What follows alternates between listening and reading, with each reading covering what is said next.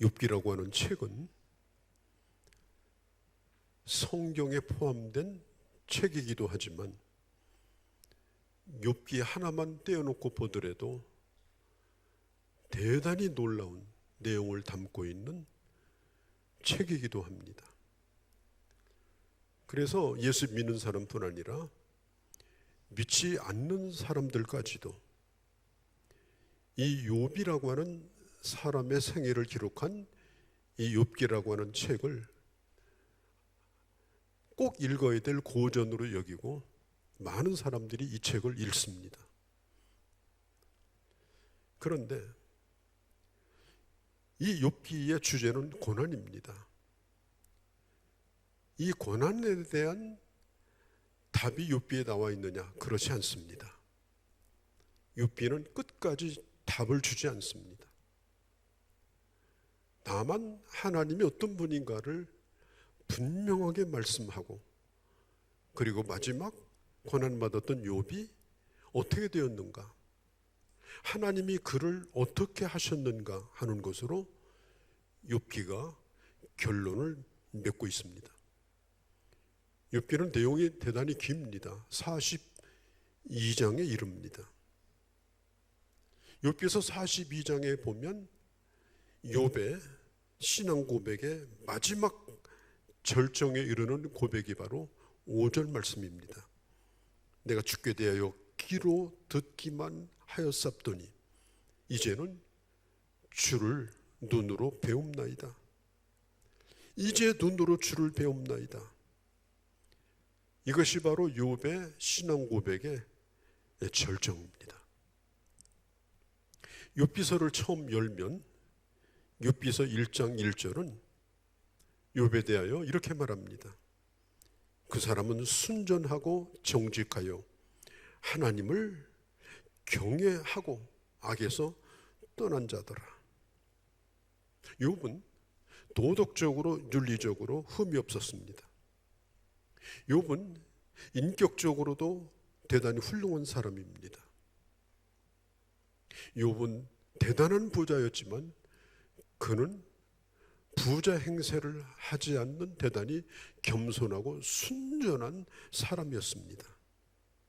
그런데도 욥은 욥기서 1장부터 욥기서 42장까지 하나님을 눈으로 본 것이 아니라 하나님에 대하여 귀로 듣기만 하는 그런 사람이었습니다. 그리고 42장에 가서 마지막에 이르러서야 수많은 사건을 경험하고 수많은 일들을 눈으로 보고 수많은 말들을 듣고 그 다음에 그가 내린 결론이 뭐냐? 이제는 제가 눈으로 주를 봅니다. 제가 이제까지 하나님에 대하여 수천 번, 수만 번 제가 말씀을 들었습니다. 제가 성경 공부도 하고 제자 훈련도 받고 내가 하나님의 말씀을 얼마나 열심히 들었는지 모릅니다. 그러나 그것은 귀로 들은 것뿐이었습니다. 이제까지 좋은 말씀을 많이 들었습니다. 지혜로운 말씀이었습니다. 그러나 그동안에는 제가 귀로 들었을 뿐입니다. 그러다가 42장에 넘어와서 그가 완전히 다른 말을 합니다. 비로소 제가 이제 주를 보게 되나이다. 욥기서 1장부터 보면 욥에게 닥쳐왔던 일들이 나옵니다. 욥은 전 재산을 다 잃어버렸습니다. 어마어마한 재산입니다. 요즘으로 말하면 수조 원에 달하는 그런 재산입니다. 수천 명에 달하는 그의 종들, 종업원들도 한꺼번에 다 사라졌습니다. 욥기서 1장에 보면 욥은 동방의 최고의 부자라고 그랬어요. 요즘으로 말하면 아시아의 최고 부자다, 그런 뜻입니다. 그런데 하루아침에 그가 노숙자가 되었습니다. 그리고 그는 그의 가정까지 잃어버렸습니다. 그에게는 7남 3녀가 있었는데 하루아침에 집이 무너져가지고 가족 생일 파티를 하는데 그 집에 완전히 깔려서 다 죽어버리고 말았습니다. 이 모든 것을 보았던 그의 아내마저도 당신이 믿는 하나님은 이제는 우리가 믿을 만한 분이 아니다. 당신도 하나님을 저주하고 죽어라. 자식도 다 죽었는데 뭐 하나님을 부르냐. 당신도 죽어라. 그리고 나는 당신이 믿는 그런 하나님을 믿지 않겠다. 그렇게 하고 그는 욥의 곁을 떠나갔습니다. 욥기서 1장 20절 22절에 보면 욥이 일어나서 겉옷을 찢고 머리털을 밀고 땅에 엎드려 경배하며 가로되 내가 모태에서 알몸을 가지고 나왔은즉 또한 알몸으로 돌아갈지라. 주신 자도 여호와이시고 취하신 자도 여호와이시니 여호와의 이름이 찬송을 받을지어다. 욥이 범죄하지 아니하고 그 어떤 것도 하나님을 향하여 원망하지 아니했다라고 성경은 말합니다. 욥은 모든 것을 잃어버리고 나서 그가 깨달은 게 있습니다. 인생이라고 하는 것은 결국은 맨몸으로 왔다가 맨몸으로 가는 것이구나. 인간은 홀로 왔다가 홀로 가는 것이구나. 이 처절한 사건을 통해서 이거 하나 깨닫는 것이 이게 그렇게 어려웠던 것입니다. 가족을 주신 분도 하나님이시요, 아들을 주신 분도 하나님이시요, 딸을 주신 분도 하나님이시요, 아내를 주신 분도 하나님이시요, 물질을 주신 분도 하나님이시요, 주신 분이기에 다 가져가시는 분도 하나님이시요. 내가 복을 받고 내가 이루었다고 생각하던 그 모든 결과물들이 한꺼번에 사라질 때 욥은 하나님을 향하여 말합니다. 주신 분이 하나님이시니 취하는 것도 하나님이십니다. 욥이 당하고 있는 이 재난을 욥은 어떻게 생각했는가 하면은 하나님이 허락하지 않으면 그 어떤 것도 내가 소유할 수 없다라고 하는 것입니다. 오늘 수많은 사람들이 소유를 위해서 몸부림을 칩니다. 정신을 잃을 정도로 열심히 살아갑니다. 그 모든 것이 다 소유하기 위해서입니다. 내가 너를 사랑한다 뭐 그렇게 말하지만 자식도 또 부부도 소유한다고 생각하고 그리고 그걸 복으로 여기고 살아갑니다. 그러나 어느 날 우리는 갑자기 그걸 알게 될 겁니다. 그게 내 것이 아니라는 것, 내가 소유한 것이 결코 아니었다는 것, 그걸 처절하게 뼈저리게 알 때가 오게 될 것입니다. 소유 자체가 목적일 수가 없습니다. 많이 가지는 것이 목적일 수가 없습니다. 심지어 욥은 그 품 안에 있는 10남매도 한꺼번에 잃어버렸습니다. 욥은 건강도 잃어버렸습니다. 흔히 말하기를 건강을 잃으면 모든 것을 잃는다고 말합니다. 그렇죠. 건강하기만 하면 다시 시작할 수 있는데 건강을 잃어버리면 그 어떤 것도 다시 시작할 수가 없습니다. 하나님의 일을 하는 것도 그렇습니다. 저도 나이가 먹어가면서 이것을 조금씩 깨닫고 살아갑니다. 엊그제까지 웃으면서 헤어졌던 친구들이 갑자기 쓰러졌다는 얘기를 계속 듣습니다. 아니, 죽었다는 얘기도 듣습니다. 건강이 없으면 아무리 주의 일을 하고 싶어도 할 수가 없습니다. 하나님께서는 우리 인간에게 우리 생명의 길이를 분복으로 각자 다르게 하나님이 우리에게 주셨습니다. 그러나 건강관리를 하는 것은 우리 책임입니다. 건강관리를 잘못해서 내 건강에 문제가 생겼다면 그 책임은 나에게 있는 것입니다. 난 여러분들이 올 한 해도 하나님의 건강의 축복을 주시기를 원합니다. 그러나 그 건강조차도 하나님의 손에 있다는 사실을 겸손히 인정하시기를 바랍니다.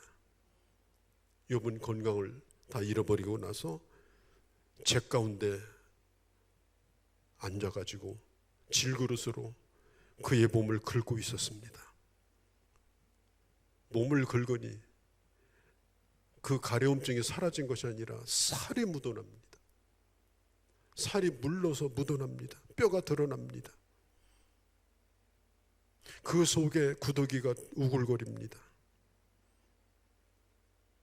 이런 상황에 있을 때 2장 10절에 보면 우리가 하나님께 복을 받았은즉 재앙도 받지 아니하겠느냐 하고 이 모든 일에 욥은 입술로 하나님을 범죄하지 않았다. 여러분, 이 고백을 하고 사는 사람들이 그리스도인입니다. 이 고백을 할 수 있는 사람들이 하나님의 사람입니다. 복을 주신다도 하나님이시고 가져가신다도 하나님이라고 말할 수 있는 그 통찰력을 얻는 것은 있을 때 얻는 것이 아닙니다. 고난 가운데 그것을 깨닫게 됩니다. 욥에게 정말 견디기 힘든 문제가 또 다가왔습니다. 그가 재 가운데 앉아서 몸을 긁고 앉아서 고통을 받고 있을 때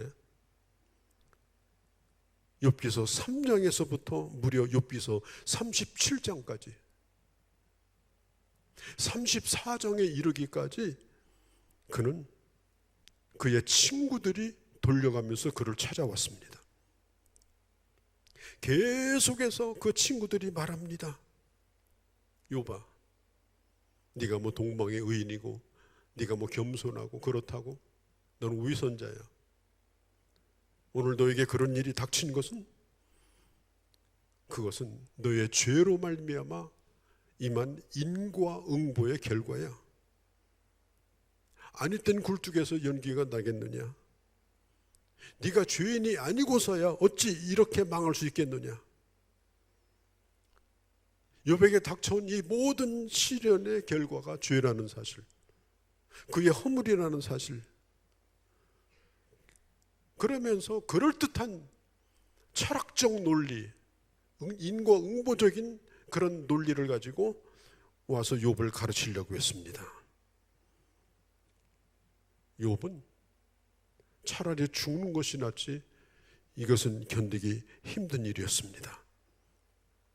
이제까지 친하던 친구들이, 이제까지 사랑했던 사람들이, 가깝게 지냈던 사람들이 내가 망하고 나니까 어느 날 갑자기 나에게 찾아왔습니다. 그리고 남처럼 얘기합니다. 돌려가면서 비난을 합니다. 3355 보여서 나를 비난합니다. 등을 돌리고 헤어지자고 말합니다. 욥이 이런 일을 겪는 것은 그의 자식을 잃어버리는 것보다, 그의 건강이 깨지는 것보다 욥은 이게 견디기가 더 힘들었습니다. 처음에는 욥도 그 친구들과 변론을 했습니다. 나에게 무슨 잘못이 있냐? 내가 죄를 지은 것이 있냐? 내가 너희보다 선한 것이 얼마나 많으냐? 자기 의의를 주장합니다.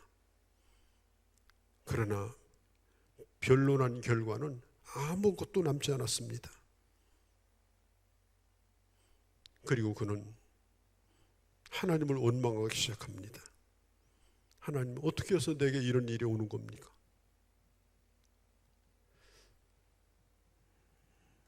욥기서 마지막까지 41장까지 40장까지 욥의 이 고통이 계속됩니다. 그러다가 38장서부터 41장까지 그 고통 가운데 하나님께서 오래도록 침묵하던 하나님, 그렇게도 아무 말씀도 하지 않는 하나님께서 입을 열기 시작합니다. 목이 터져라고 이 고난의 이유를 물었을 때, 이 고난의 원인을 물었을 때 대답하지 않았던 하나님입니다. 그런데 욥기서 후반에 와서 하나님께서 드디어 입을 여시는데 38장서부터 41장까지 긴 말씀이 나옵니다. 38장까지 하나님은 입을 다물고 계셨어요. 다 보고 계시면서도 아무 소리 안 하셨어요. 뭐라고 한마디라도 해야 될 거 아닙니까? 그런데 38장에 와서 하나님이 입을 여시는데 하나님은 어떤 대답도 하지 않습니다. 욥이 바라던 대답을 한마디도 하지 않습니다. 하나님이 하시는 말씀은 뭐냐? 하나님이 얼마나 위대하신가? 하나님이 얼마나 전능하신가? 하나님이 얼마나 크신가? 욥 당시는 사람들이 제일 두려워하는 게 바다였습니다. 바다에 괴물이 살기 때문에 풍랑이 치고 태풍이 온다고 생각했습니다. 그 당시 사람들이 바다의 괴물이라고 믿었던 리오야단, 또 레비아탄, 이런 괴물 같은 무시무시한 이 전설 속의 괴물도 내가 다 다스린다, 내가 다 통치한다, 주님이 그렇게 말씀합니다. 이게 무슨 뜻일까요? 지금 너에게 일어나는 이 고난은 잔잔한 호수 위에 잠깐 일어나는 물결에 불과한 것이다. 내가 이것을 모르겠는가? 내가 이것을 주장하지 못하겠는가? 네가 고민하고 있는 그 인생의 문제를 내가 어찌하지 못하겠는가? 이 얘기를 욥이 들었을 때 그 하나님의 크심과 그리고 내가 누구인가를 그가 깨닫게 될 때 욥이 깨달은 거 한 가지가 있습니다. 내가 고민하는 것이 의미가 없는 일이구나. 하나님께서 살아계시기 때문에 이 재앙은 더 이상 고민할 것이 아니구나. 내가 뭐 하려고 내 이 짧은 인생을 이렇게 고민하며 고통하면서 내가 살아왔는가? 이제부터는 내가 이유를 모른다 할지라도, 주님이 답을 주지 않는다 할지라도 하나님은 살아계시고 위대하시고 전능하시기 때문에, 그리고 그 하나님은 나에 대해서 놀라운 계획을 가지고 있을 뿐 아니라 오늘 42장에 있는 것처럼 2절에 하나님은 못하실 일이 없고 하나님은 계획하시든지 하나님이 뜻하신 것이 이루지 못할 일이 없기 때문에 이제 내가 해야 될 일은 왜냐고 묻는 것이 아니고 그 주님을 믿는 것이구나. 이것을 욥이 정말 오랜 고통 가운데 깨닫게 됩니다. 여러분 기억하십시오. 돈이 있느냐 없느냐 그 문제가 아닙니다. 건강하느냐 하지 않느냐 그 문제도 아닙니다. 내가 지금 성공했느냐 실패했느냐 그 문제도 아닙니다. 중요한 것은 뭐냐? 네가 믿는 하나님은 어떤 하나님이냐 하는 것입니다. 너는 어떤 하나님을 믿고 있느냐? 욥은 오늘 고백합니다. 주께서 못하실 일이 없사옵니다. 무슨 계획을 세우든지 주님은 이루시지 못할 일이 없습니다. 욥은 드디어 이것을 믿게 된 겁니다. 고대로부터 지금에 이르기까지 모든 종교와 모든 철학의 가장 중요한 끊임없는 질문이 뭐냐? 인간에게 고난은 왜 오는 것인가 하는 것이었습니다. 그래서 그 고난의 문제를 풀지 못해서 수많은 종교가 생기고 수많은 철학이 생긴 겁니다. 오늘 욥기도 우리에게 그 질문을 던집니다. 인간에게 고난이란 무엇인가? 3절의 욥은 하나님의 은혜에 사로잡혀 그는 고백합니다.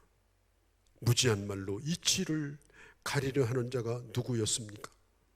나는 깨닫지도 못한 일을 말하였고 스스로 알 수 없는 것을, 헤아리지도 못하는 것을 나는 말하고 있었습니다. 내가 하는 말을 나도 몰랐습니다. 내가 주제넘게 어마어마한 말을 많이 하고 살았습니다. 여러분, 우리는 욥을 흉내낼 수 없는 사람들입니다. 우리는 욥처럼 겸손하지도 못하고 의롭지도 못하고 선하지도 못한 사람들입니다.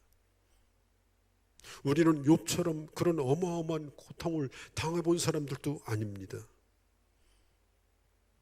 욥이 들었던 마지막 메시지가 뭡니까? 하나님은 어떤 분인가? 하나님은 답을 주신 것이 아니라 나는 이런 하나님이다. 하나님은 고난에 대해서 설명하신 것이 아닙니다. 고난을 알면 네가 할 수 있는 일이 뭐냐? 그 고난을, 그 파도를 네가 헤치고 나갈 수 있겠느냐? 그 고난보다 크시고 그 고난 위에 계신 전능하신 하나님, 그 하나님이 누구인가를 네가 안다면 네가 할 일은 나를 믿는 거다. 너의 인생을 나에게 맡기는 것이다. 하나님의 이 말씀 앞에 욥은 고백합니다. 하나님, 주님께서 되게 한마디도 답을 하시지 않았지만 하나님의 말씀이 제 답입니다. 이제부터는 저는 하나님을 봅니다. 문제만 바라보고 사람들의 얘기만 듣고 설교만 듣고 성경 공부만 하고 하나님에 관해서만 알고 그렇게 살아왔지만 이제는 하나님은 못하실 일이 없습니다. 하나님의 계획은 반드시 내게 이루어질 것입니다.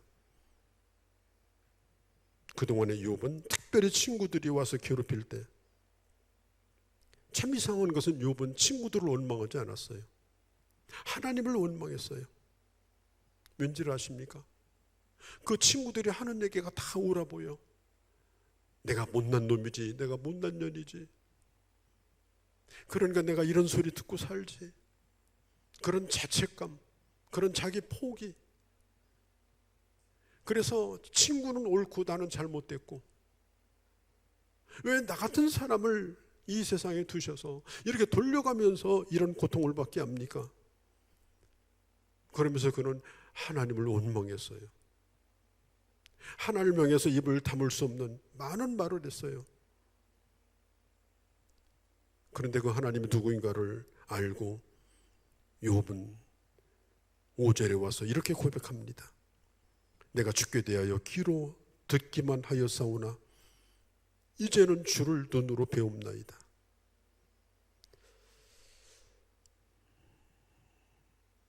이것은 욥의 인생의 후반에 욥이 하나님 앞에 드린 고백입니다. 저도 목회를 오래 하면서 교회를 개척하고 수십 년을 목회를 하면서 얼마나 많은 설교를 했습니까? 수를 헤아릴 수 없을 만큼 방송도 많이 했습니다. 여기저기 불러다니면서 말씀도 많이 전했습니다. 과연 나는 하나님을 본 사람인가? 아니면 그냥 성경을 문자로 읽고 설교를 사람의 소리로 듣고 그냥 듣는 것으로 끝나는 신앙생활을 했는가? 내가 교인들을 가르친다고 하지만 내가 정말 알고서 한 얘기일까? 내가 정말 다 깨닫고 한 얘기일까? 저는 이 욥의 고백을 보면서 이제 목회 막바지에 이르고 있는 저 자신을 바라보면서 하나님께서 저에게 주시는 말씀처럼 그렇게 들렸습니다. 네가 정말 하나님을 알고 믿었느냐? 너는 정말 하나님을 보았느냐? 욥은 고백합니다. 이제까지 귀로 듣기만 했더니 이제 주님을 봅니다. 이 순간 욥이 얼마나 행복했을까요? 듣기만 하던 분을 보았으니 얼마나 속이 시원했을까요? 거기에 무슨 질문이 필요하겠습니까? 주님을 보기 전에는 1000가지 만가지 질문이 있었지만 주님이 그 답을 해준들 욥이 시원하겠습니까? 주님이 무슨 말씀을 하더라도 이런 고난을 당한 욥이 속이 시원할 리가 없을 겁니다. 인생이라고 하는 것은 답을 들었다고 해서 시원한 것이 아닙니다. 또 다른 질문을 하게 될 겁니다. 왜 욥기가 위대한 책이냐? 답을 주지 않았기 때문입니다. 전능하신 하나님이지만, 얼마든지 말씀하실 만한 분이시지만, 주님은 욥을 섣불리 위로하지 않으시고 섣불리 답하지 아니하시고 섣불리 인생에 대하여 논하지 않으시고, 왜냐? 인생은 교과서가 없기 때문에 모릅니다. 그리고 생각보다 복잡합니다. 중요한 것은 뭐냐?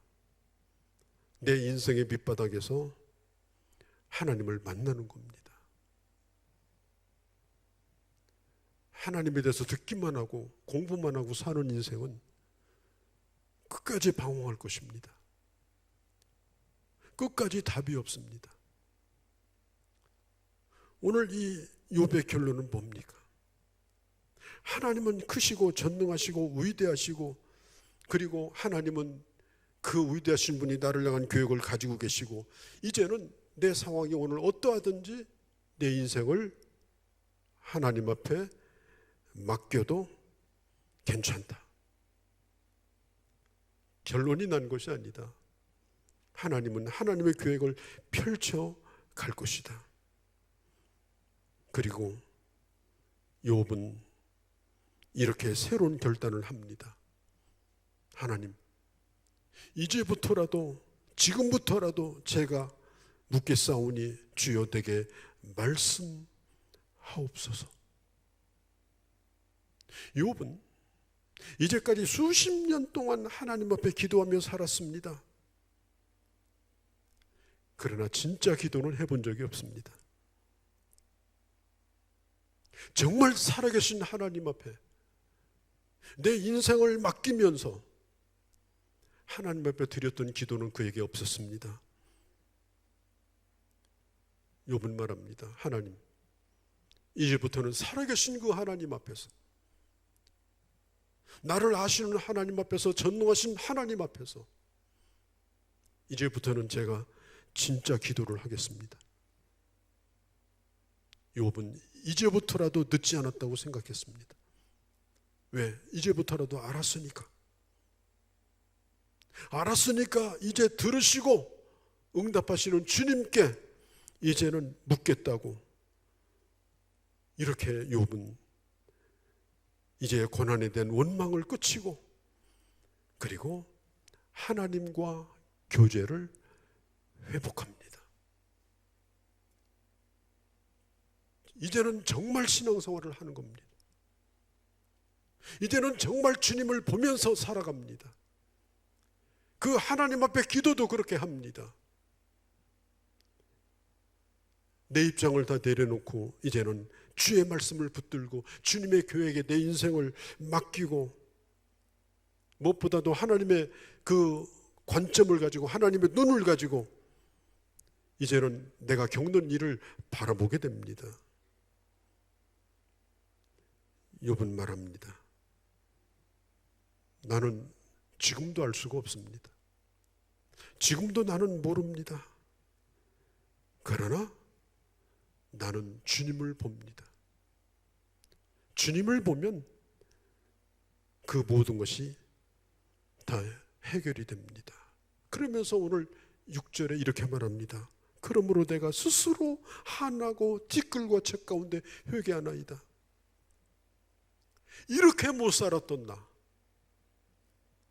이렇게 피상적으로 신앙생활을 했던 나,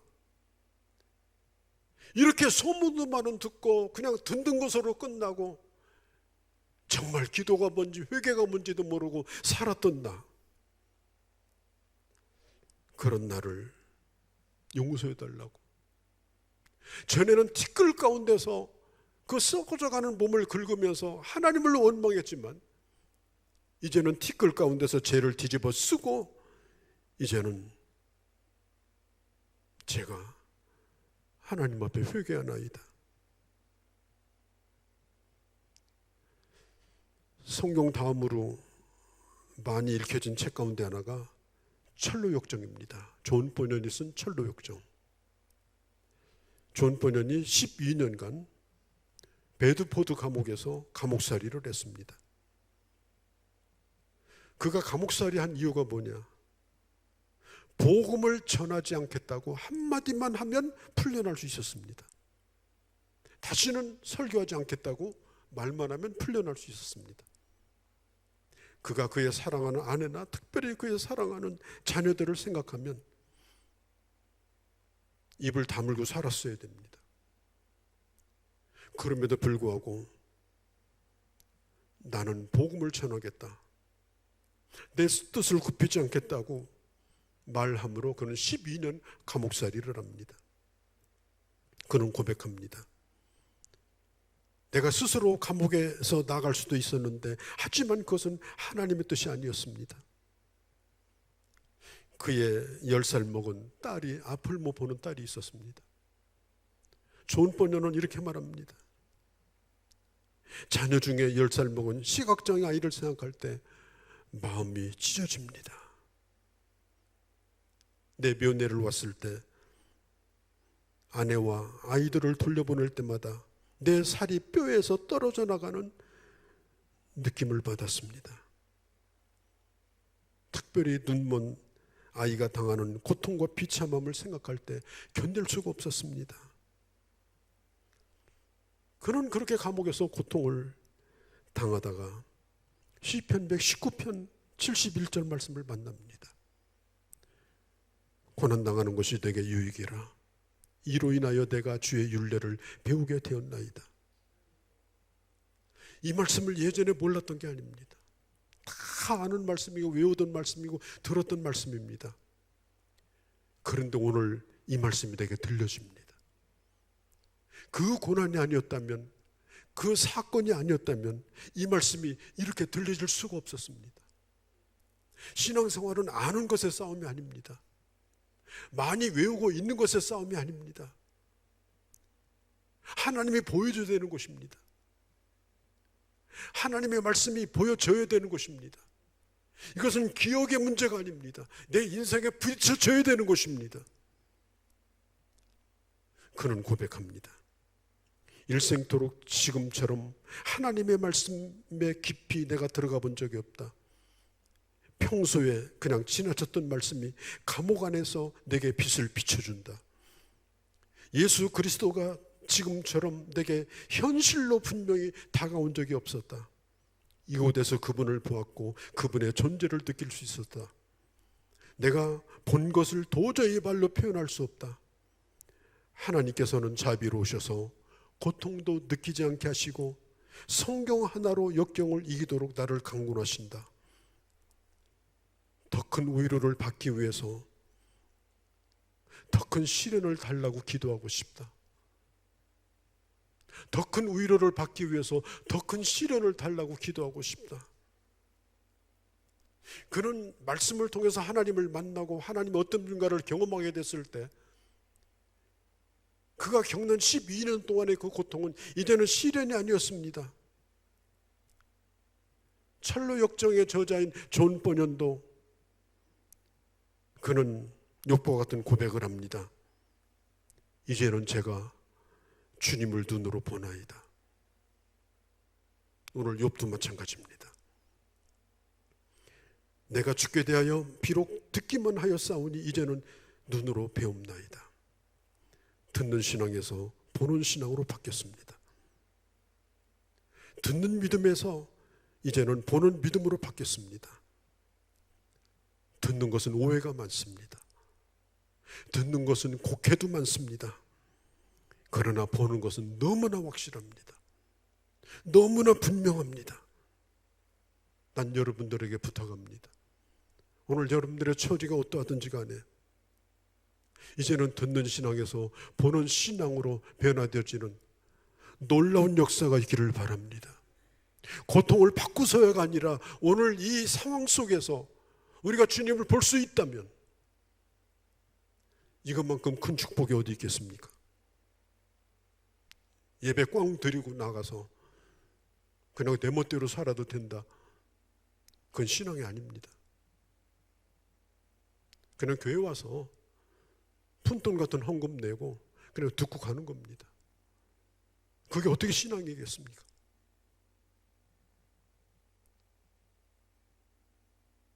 여러분 가는 앞길에 어떤 일이 있을지 여러분 아십니까? 우리 내일도 모릅니다. 얼마나 끔찍하고 힘든 일이 내 마지막에 기다리고 있을지도 모릅니다. 진정으로 내가 붙들어야 되고 내가 의지해야 되고 내가 구해야 되고 내가 바라봐야 될 분이 누구인가를 우리는 내가 건강할 때, 그래도 내가 살만할 때 분명하게 하고 사는 것이 중요합니다. 욥기서 42장 후반을 보면 하나님께서 욥에게 갑절의 축복을 주십니다. 재산도 2배로 주셨습니다. 자녀들도 2배로 주셨습니다. 아내도 2배로 주셨습니다. 전 이 말씀을 보면서 더 예쁘고 좋은 여자를 주셨나 이런 생각도 해본 적이 있지만 그것이 아니고 하나님을 저주하고 떠났던 아내가 완전히 변화되어서 예전보다 훨씬 더 좋은 아내가 돼서 다시 돌아와서 또 자식을 낳고 행복하게 그 인생을 해피엔딩으로 끝나도록 이렇게 하신 축복으로 이 욥기가 끝을 나게 됩니다. 2배로 주시는 이 하나님의 축복은 그가 하나님을 원망하지 않냐고 고난의 그 의미는 다 알 수 없지만 끝까지 그가 하나님을 바라보다가 결국은 하나님을 보았고 그리고 그 하나님 앞에 인생을 맡겼고 그렇게 살지 못한 것들을 회개하고 늦었지만 다시 출발할 수 있었기 때문에 주님은 갑절의 축복을 베풀어 주신 것입니다. 이런 은혜가 여러분들 가운데 함께 하시기를 주의 이름으로 축복합니다. 거룩하신 우리 아버지, 욥이 겪었던 일들만큼 우리는 그것에 비하면 아무것도 아닌 일들이었습니다. 그러나 내가 가지고 있는 힘으로 견딜 수 없는 일들도 또한 많았습니다. 하나님 아버지, 우리는 고난의 의미를 알고 고난의 이유를 묻지만 그러나 주님은 끝까지 대답 아니하지 하시고 네가 나를 보느냐? 네가 나를 보았느냐? 네가 나를 부르기만 하고 진정으로 나를 만났느냐? 네가 진짜 기도를 해봤느냐? 네가 정말 회개하였느냐? 그렇다면 늦지 않았다. 내가 갑절의 축복을 너에게 줄 것이라고 말씀하시는 이 초청의 말씀 앞에 오늘 이 아침 섰나이다. 하나님 아버지, 이제 새롭게 출발할 수 있도록 저희들에게 용기를 주시고 주님을 바라볼 수 있도록 아버지 하나님 은혜 베풀어 주시옵소서. 우리 주 예수님의 이름으로 기도하옵나이다. 아멘.